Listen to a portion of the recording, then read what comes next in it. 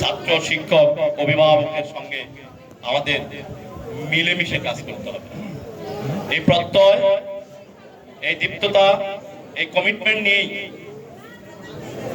এই কমিটিতে আমি আসার প্রত্যাশা জ্ঞাপন করেছিলাম। তাই আজ আমাকে এখানে আপনারা যে মর্যাদায় ভূষিত করলেন, তা শুধু আমি বিনম্রভাবে এই দলটা কলেজের, ডিগ্রি কলেজের ছাত্র শিক্ষক কর্মকর্তা কর্মচারী ও এলাকাবাসীর পক্ষ থেকে গ্রহণ করতে প্রস্তুত। ব্যক্তি হিসাবে আমি এই সম্মানের গ্রহণ করছি না। ব্যক্তি মনির হোসেন আপনাদেরই কারো সন্তান, কারো ভাতিজা এবং কারো বন্ধু, কারো বড় ভাই। সর্বোপরি এই দলটা ডিগ্রি কলেজের একজন অ্যালুমনাই সদস্য। তাই আমি মনে করি এখানে আমার শিক্ষকরা আছেন, আমার সবান্ধব সম্মানিত গুণীজনেরা আছেন। তাদের সামনে আমি যে আসনে অধিষ্ঠিত হয়েছি, এটা আসলে ওনাদের গৌরবের প্রাপ্তি হিসাবে আমি এখানে এসেছি। আমার কোনো যোগ্যতা ছিল না, তাই আমি ওনাদেরকে, আমার শিক্ষকদেরকে, আমার অভিভাবকদেরকে, আমার গুণীজনদেরকে সম্মানিত করার জন্যই এই আসনে আমি অধিষ্ঠিত হয়েছি। আমি আপনাদের সাথে প্রতিশ্রুতি দিচ্ছি যে এই কলেজ, শিক্ষা ব্যবস্থা, ছাত্র শিক্ষক অভিভাবক এবং এলাকাবাসীর কাছে কলেজ নিয়ে আমার কিছু ভাবনা আপনাদের সামনে তুলে ধরব। এই কলেজ প্রধান ভূমিকা কি হওয়া উচিত, এই উত্তরে আমি যেটা মনে করি, আমি বলবো এই কলেজ ভেঙে চুরে ভিন্ন ধাঁচে গড়ে তোলার সময় এসেছে। প্রাক্তন ছাত্রছাত্রী, শিক্ষা অনুরাগী, বিশিষ্ট সমাজসেবক, ক্রীড়া অনুরাগী, পেশাজীবী জন্য এই কলেজের দুয়ার উন্মুক্ত করে দিতে হবে। কলেজ হবে গণমানুষের। মনে রাখতে হবে এই কলেজ কারো পৈতৃক সম্পত্তি নয়, এই কলেজ জনগণের সম্পত্তি। জনকল্যাণের আশায় বুক বেঁধে এই জনগণ একদিন এই কলেজকে প্রতিষ্ঠা করেছিল।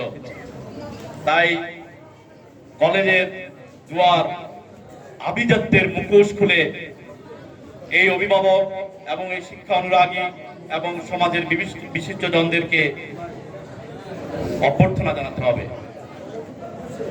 কারণ যে সমাজ বা যে রাষ্ট্র গুণীজনের সম্মান করতে জানে না, সে রাষ্ট্রে, সেই সমাজে, সেই দেশে কোনো গুণীজন জন্মগ্রহণ করে না। ডক্টর মোহাম্মদ শহীদুল্লাহ একটা অমর উক্তি আপনাদের কাছে তুলে ধরেছি। তার একটি ছোট্ট উদাহরণ, আজকে 20 বছর পরে আমার বাবার বন্ধু, এই কলেজের উদ্যোক্তা,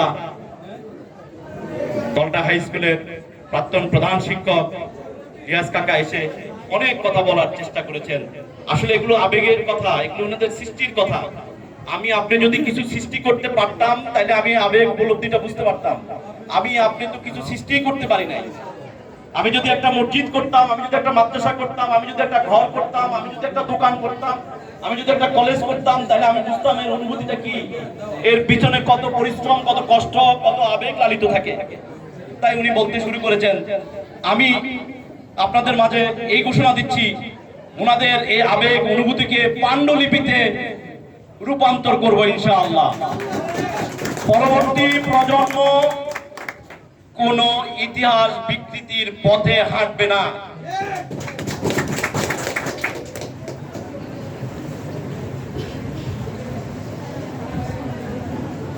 আমাকে অবশ্যই এই কলেজের উন্নয়নের জন্য বা আমাদের যারা এই পরিচালনা পরিষদে থাকবেন, আমাদেরকে অবশ্যই এলাকাবাসীর কাছে যেতে হবে, এলাকাবাসীর সাথে মিশতে হবে।